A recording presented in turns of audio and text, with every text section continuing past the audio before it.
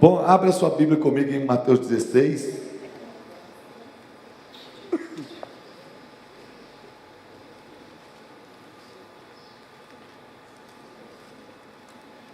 Eu contei para os pastores hoje que eu fui aos Estados Unidos e lá eu descobri que é muito fácil aprender inglês, porque lá até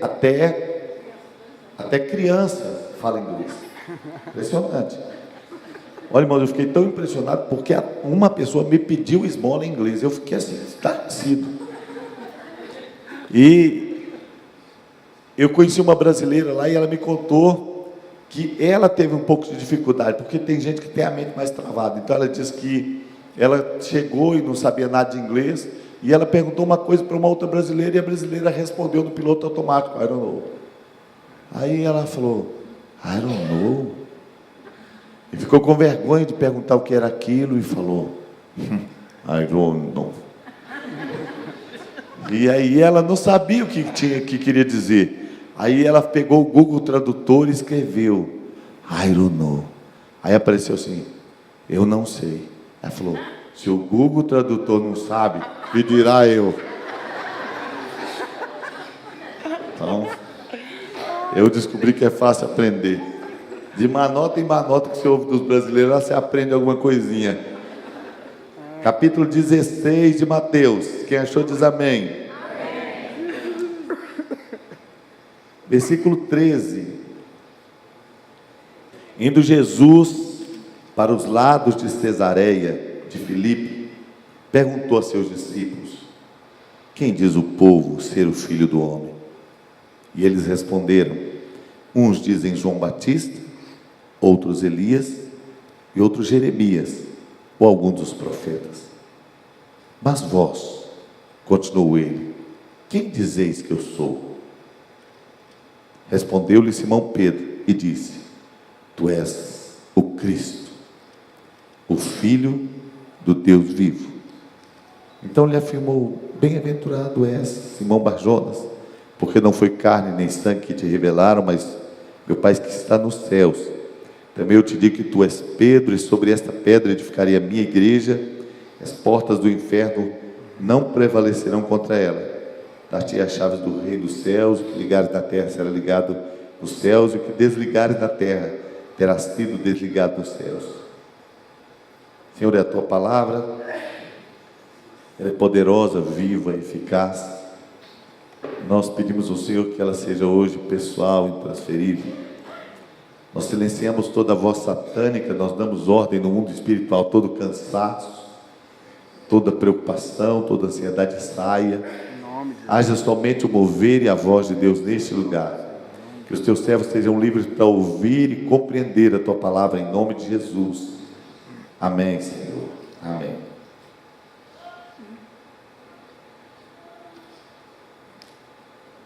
O apóstolo Luiz Hermínio diz que o que a gente não entende, a gente não desfruta. A compreensão do Evangelho é a porta que fundamenta todas as coisas. É a porta por onde nós passamos para entender e fundamentar tudo aquilo que nós cremos. É interessante que quando nós entendemos o Evangelho, nós começamos a desfrutar de muitas coisas poderosas. E uma das coisas que a gente precisa compreender do Evangelho é que nós somos cidadãos dos céus. Todo problema é da terra, o céu não tem problema. Toda luta, toda dor pertence à terra, os céus não têm problema. E nós somos cidadãos dos céus e podemos desfrutar a realidade dos céus. Mas nós precisamos entender o caminho para esse desfrute. Quando nós queremos cumprir a missão de Deus para nós na terra, quando nós queremos viver o propósito de Deus na terra, a gente precisa pensar, Deus, qual é o caminho para eu viver tudo que eu tenho para viver com o Senhor, e para eu desfrutar tudo que o Senhor tem para mim, e para eu viver toda a realidade do céu. Quando o homem foi expulso do Éden, a Bíblia diz que ele saiu do Éden e a primeira coisa que eles fizeram em comunidade é que eles tentaram edificar uma torre que ia tocar os céus. Eles tentaram fazer um caminho de volta para o céu. eles quiseram edificar um nome, eles quiseram construir algo sólido, eles quiseram construir uma unidade, e a Bíblia diz que nada seria impossível, mas a Bíblia diz que Deus confundiu a língua, e aquilo que era uma grande construção se tornou confusão, se tornou Babel. É interessante que ali está um princípio oculto, é que a terra não tem solução para o céu, é que os problemas da terra não respondem à demanda do céu, é que as soluções da terra não respondem à demanda do céu, é que o homem nunca poderia fazer o caminho de resposta para as necessidades que a terra tem, da terra para o céu. Toda resposta para a terra é do céu para a terra, é o céu que resolve os problemas da terra, é o céu que responde à necessidade, o anseio da terra. A resposta não é o homem tentar chegar lá em cima, é Deus vir até aqui embaixo. E a palavra do Senhor diz que então Jesus veio e ele disse: olha, vocês precisam discernir o que está acontecendo. Perguntou o que as pessoas dizem a meu respeito, ninguém entendia nada. Disseram e erraram teologicamente, erraram em todas as áreas, disseram ele é uma reencarnação, ele é um profeta, mas erraram. E ele perguntou para os discípulos: e vocês? Jesus não perguntou qual é o meu ibope, o que as pessoas estão falando a meu respeito, o que eles pensam do que eu faço, mas ele perguntou quem eles dizem que eu sou, a essência. E então eles responderam: tu és o Cristo. Pedro respondeu: tu és o Cristo, Filho do Deus vivo. Jesus disse: não foi carne nem sangue, foi o Espírito Santo que te revelou. É com base nessa revelação que nós começamos a decidir como nós vamos viver a vida cristã, como nós vamos viver, qual que é o nosso modo de conduta, quem é o Senhor e o que nós estamos fazendo neste lugar. O rei veio à terra, e quando ele veio pregando a mensagem do reino. Ele diz: o reino de Deus está perto. Quando Jesus chegava no lugar, o reino chegou, porque o rei chegou, e o reino chegou. Ele veio para trazer de volta aquilo que Adão tinha perdido lá no Éden. Ele veio porque Adão vivia em uma ambiência espiritual. Quando Jesus foi assunto aos céus, ele deixou para nós a mesma autoridade, porque onde nós vamos, nós levamos o reino de Deus. E Deus tem falado muito ao meu coração, que nós devemos aprender e entender que nós não estamos aqui para edificar uma igreja, para edificar o nosso nome. Nós não estamos aqui para construir um prédio, mas que nós estamos aqui para edificar o reino. Nós estamos aqui para edificar o nome do Senhor Jesus. Então, se nós queremos cumprir a nossa missão e viver o que Deus tem para nós aqui, a primeira coisa que nós precisamos é de humildade. Você sabe, irmãos, que a maioria de nós, quando nós queremos fazer alguma coisa para Deus, muitas vezes, metade do que nós estamos fazendo é para nós mesmos. A gente vai pregar o Evangelho e nós estamos preocupados com a nossa performance. Como é que foi minha mensagem? Como é que eu me saí? O que você achou? Às vezes nós vamos realizar alguma coisa para Deus e nós queremos muito glorificar a Deus, mas nós estamos tão preocupados com o nosso nome. E a palavra do Senhor diz que quando eles estavam edificando Babel, eles disseram: vamos fazer para nós um nome. Se nós queremos ser usados por Deus na face da terra, nós precisamos começar a ganhar a visão de Deus, saber quem é Jesus, saber para quem nós estamos trabalhando e o que nós estamos fazendo. Amém, Jesus.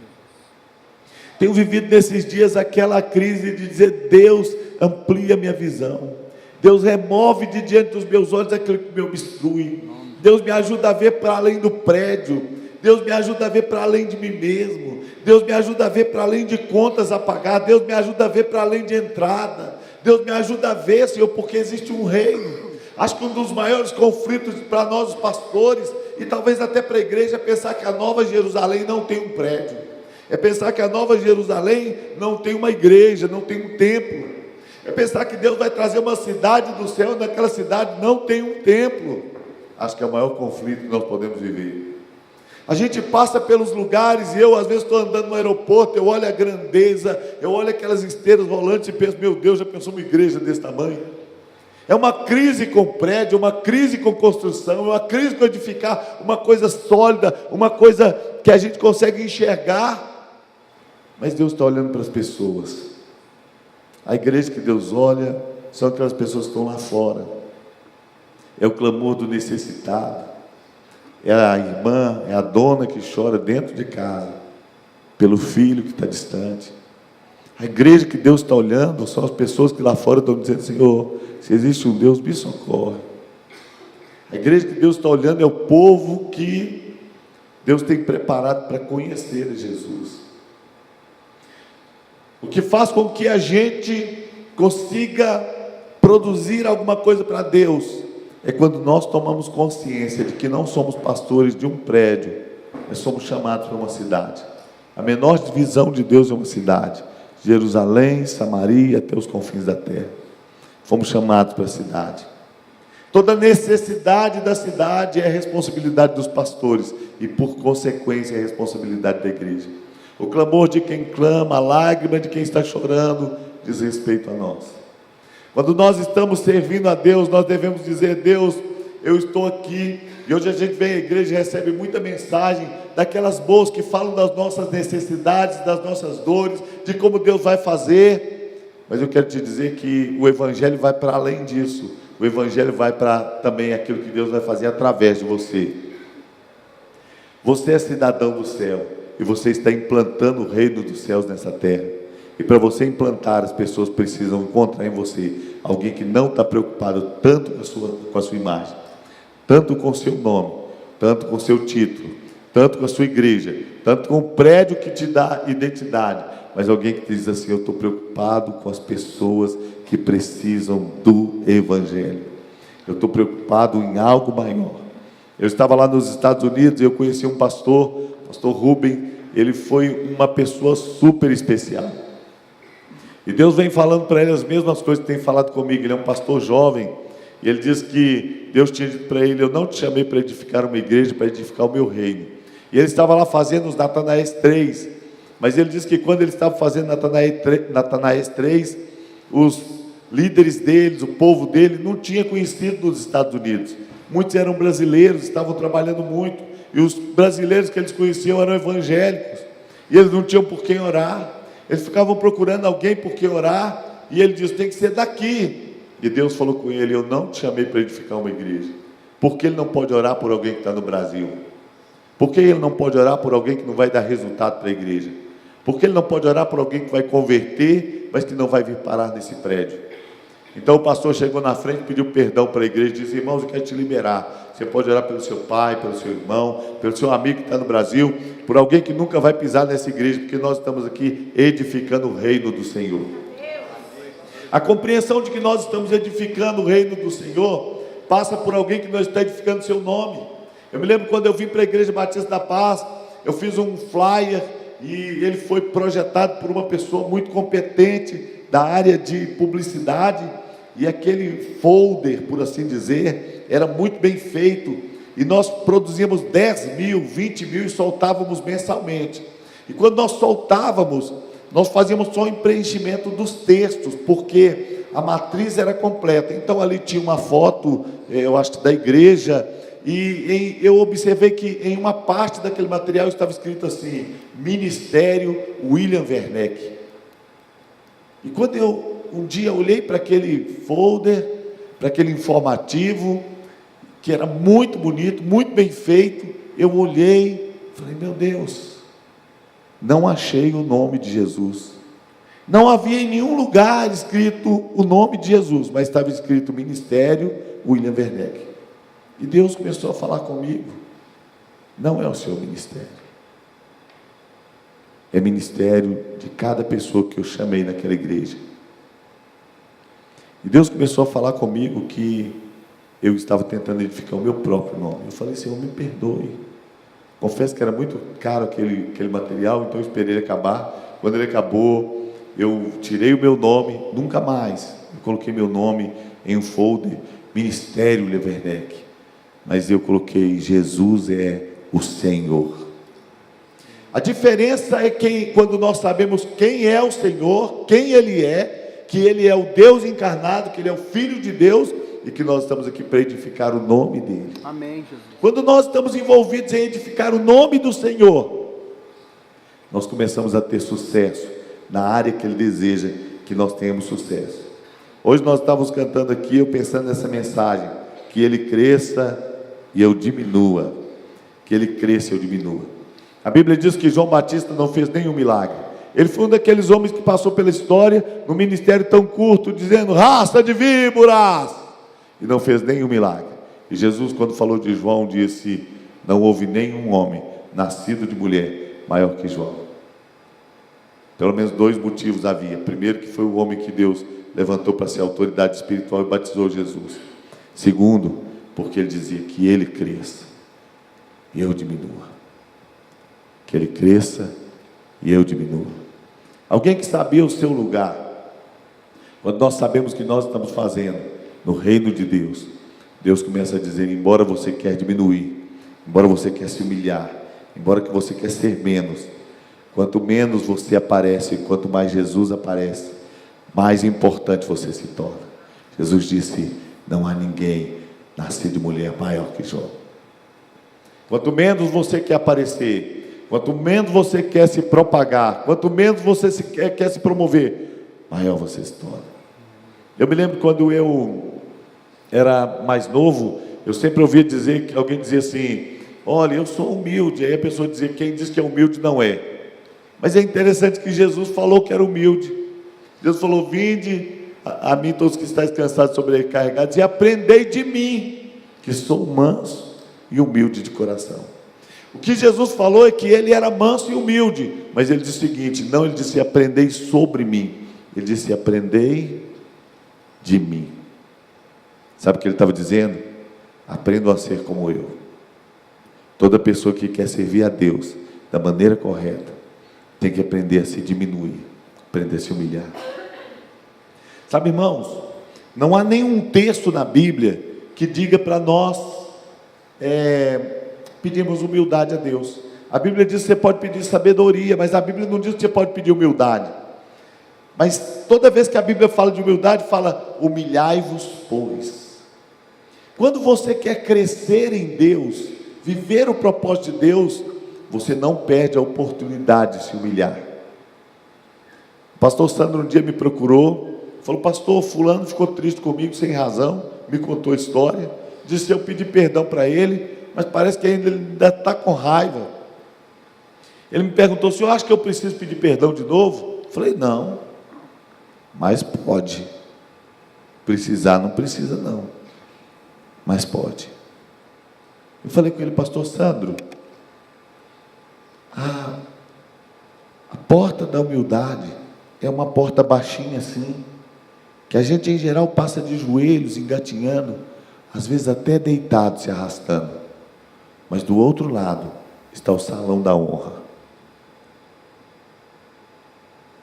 É fácil ser humilde quando está todo mundo te exaltando. Se é demais, não, que isso, não, eu não. Deixa eu lavar seus pés? Não, meus pés não. Mas difícil ser humilde é quando alguém está pisando na gente. E a Bíblia diz nessa hora, humilhai-vos, pois. Humilhai-vos, pois. Este é um grande segredo na Bíblia, que quando as pessoas estão te humilhando, você está dando uma oportunidade a Deus, se você se humilha, para Ele te colocar num lugar de honra, para Ele te exaltar. E quando você se humilha, você não se humilha por sua causa, mas você se humilha para exaltar o nome de Jesus, e por causa do nome de Jesus, você começa a crescer. Sabe, irmãos, os problemas acabam na igreja, a igreja começa a fluir muito mais, e servir a Deus muito melhor, quando todo mundo está se humilhando, e cumprindo a palavra que diz, considerai-vos uns aos outros, superiores a si mesmo, cada um considerando o outro superior. A primeira coisa que nós temos que fazer para servir a Deus, é que nós temos que ser humildes o suficiente, para saber qual o nome nós estamos edificando. Não é o nosso nome, é o nome de Jesus. A segunda coisa, ser fiel no pouco. Ser fiel no pouco. Sabe, quando nós queremos edificar o reino, quando nós queremos edificar o nome de Jesus, nós precisamos aprender a fidelidade no pouco. A maioria de nós pensa de ministério, quando nós temos uma percepção de ministério, nós pensamos nos ministérios que deram certo. Nós pensamos nas pessoas quando elas estão brilhando. Nós pensamos nas pessoas quando elas estão falando dos lugares altos. Nós estamos pensando nas pessoas que, quando você olha no Instagram, ela tem milhares de curtidas. Quando você vê uma pessoa que colocou um vídeo na internet e tem milhares de pessoas que estão assistindo, então nós começamos a pensar que tem a ver com isso. Mas todas essas pessoas um dia foram fiéis em lugares muito baixos. Muito baixos.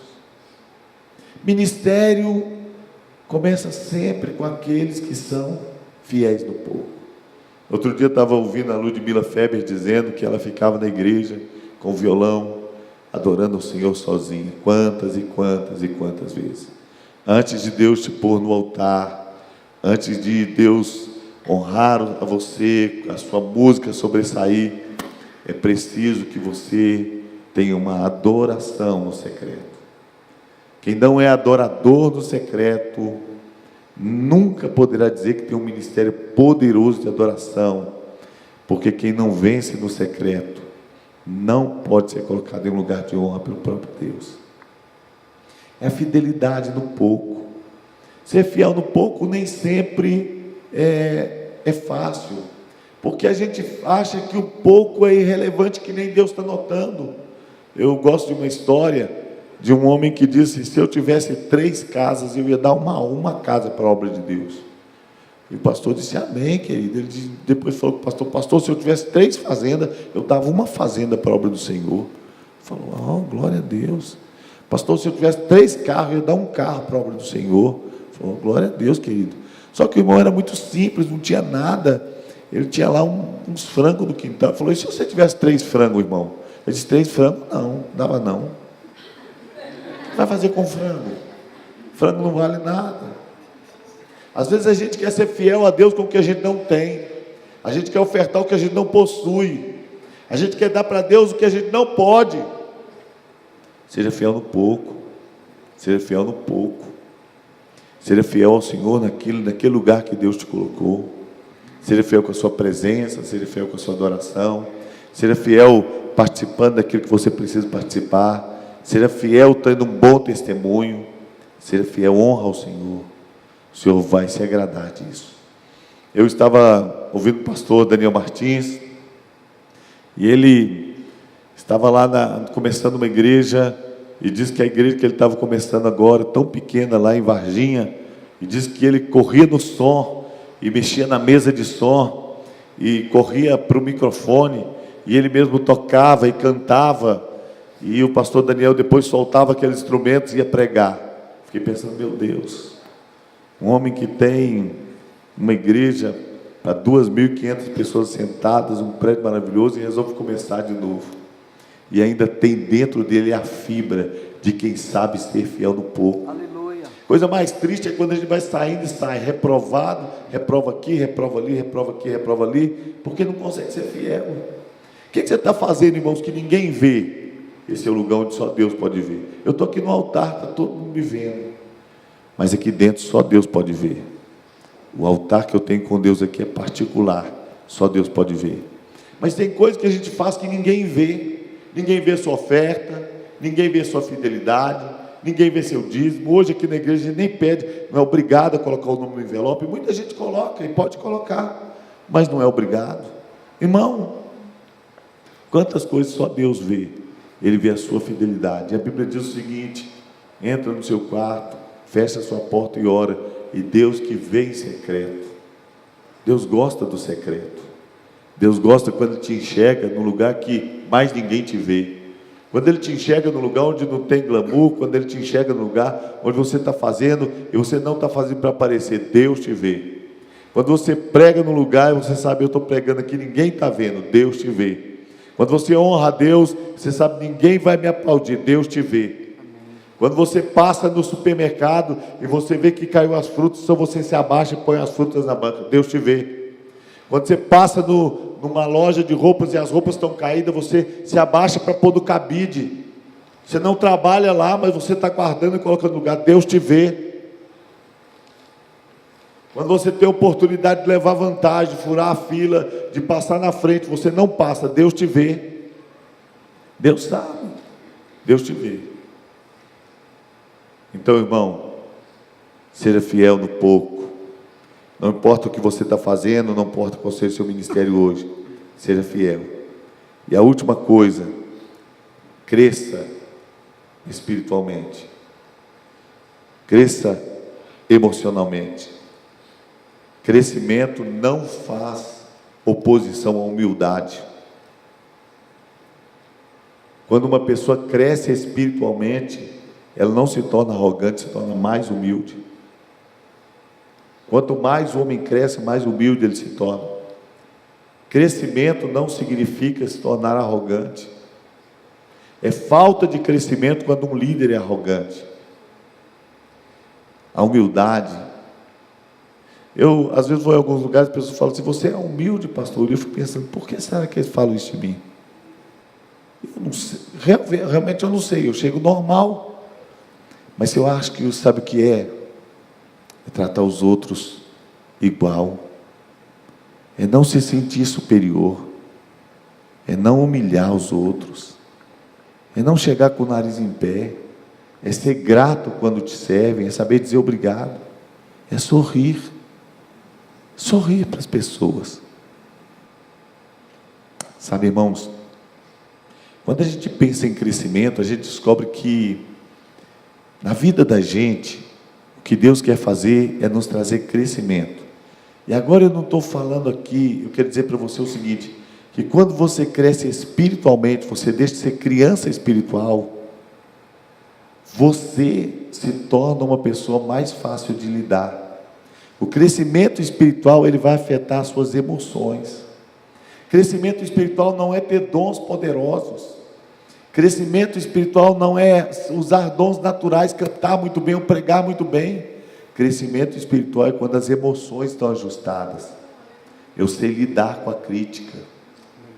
Crescimento espiritual também é quando eu sei lidar com o outro. Crescimento espiritual é quando eu não vivo num ciclo de conflitos. Então brigo com um, discuto com o outro, sou difícil. Eu já contei essa história, uma vez eu conversando com um discípulo meu, ele disse: meu Deus, pastor, fulano é difícil demais, estou tolerando. Falei com ele: rapaz, se a gente só conseguir lidar com as pessoas fáceis, infelizmente, os difíceis seremos nós. Quem só consegue lidar com pessoas fáceis, ele pensa que está lidando com as pessoas, mas na verdade as pessoas é que estão lidando com ele. Nós precisamos aprender que o crescimento, ele vai refletir nos nossos relacionamentos. Crescimento tem a ver com como eu me relaciono. Como você trata a sua esposa, tem a ver com o seu crescimento espiritual. Como você trata o seu marido, tem a ver com o seu crescimento espiritual.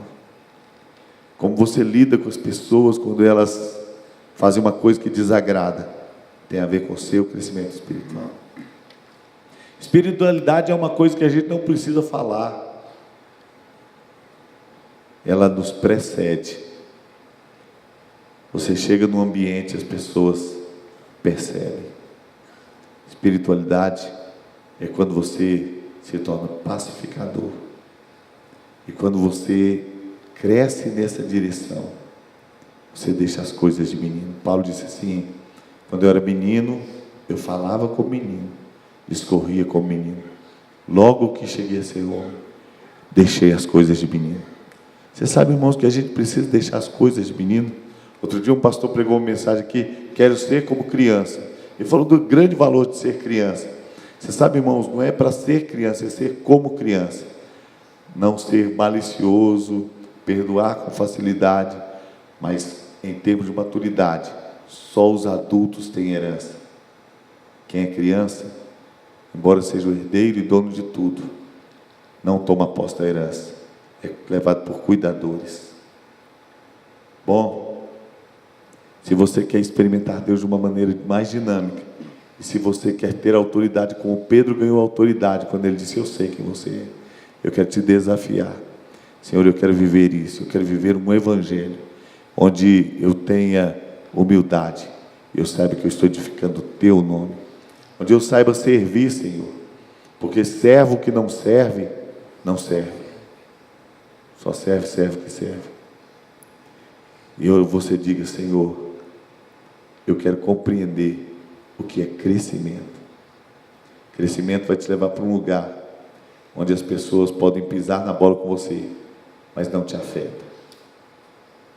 Crescimento te leva para um lugar de maturidade, onde as coisas ao seu redor não te afetam tão profundamente, mas você olha ao redor e diz: eu sei em quem tenho crido, eu sei quem eu sou, eu sei quem eu represento, eu sei o nome que eu estou edificando, eu sei de quem eu tenho resposta, e eu sei que eu sou um cidadão dos céus, e o céu não tem problema. Vamos ficar de pé, nós vamos orar.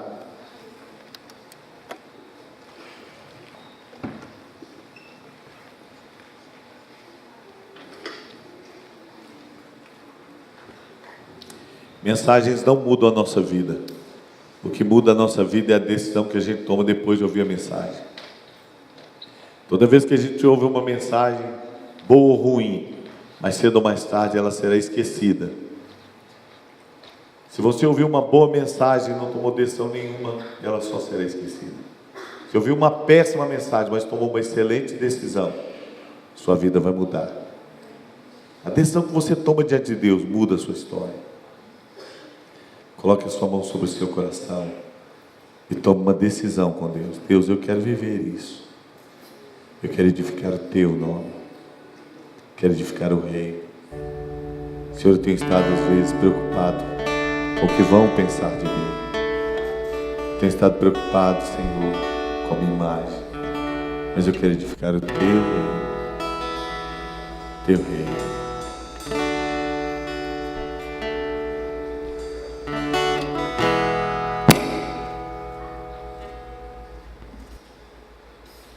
Senhor, em nome de Jesus, apresenta a tua igreja nas tuas mãos. Pega sobre eles a tua graça, teu favor, a tua bondade, para a baixar, para a baixar. Em nome daquele que está bastante para te dar. Em nome de Deus, em nome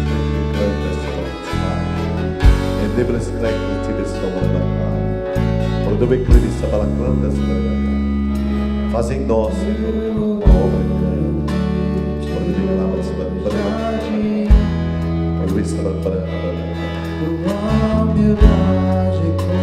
Nós te exaltamos, nós te adoramos, nós te glorificamos, Senhor é Deus.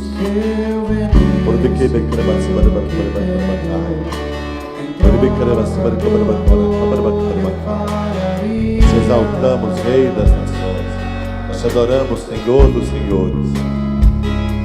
Pois o amor não se compra, nem se merece. O amor se ganha, de graça o recebe. Eu quero conhecer Jesus. Eu quero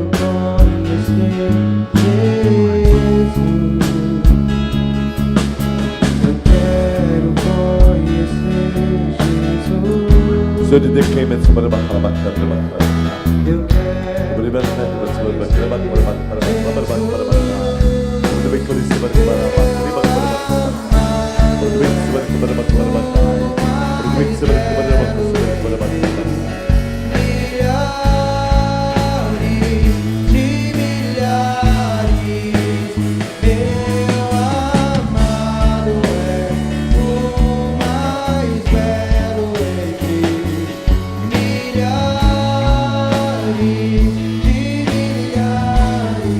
Eu abençoa a tua igreja, Pai. Abençoa com paz, com vitória, com graça. Eu abençoo com favor, Senhor. Ó Deus, não nos deixe viver, ó Deus querido, na terra do nunca, numa infância eterna. Ajuda-nos a crescer, Senhor, espiritualmente, emocionalmente. Trata, Senhor, o nosso caráter e o nosso coração. Nos ajuda a te servir com humildade, a edificar o reino do Senhor. Nos ajuda a estar importando, Senhor, com as pessoas que estão lá fora, Pai, e construindo o Teu nome.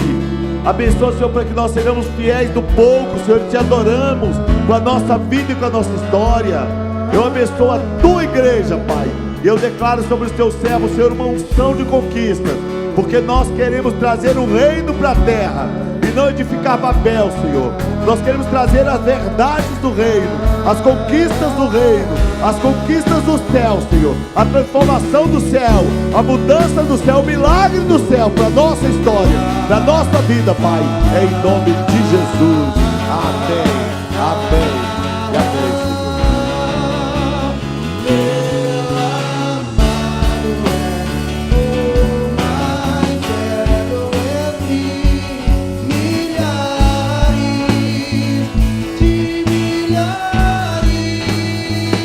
Muito obrigado, Senhor.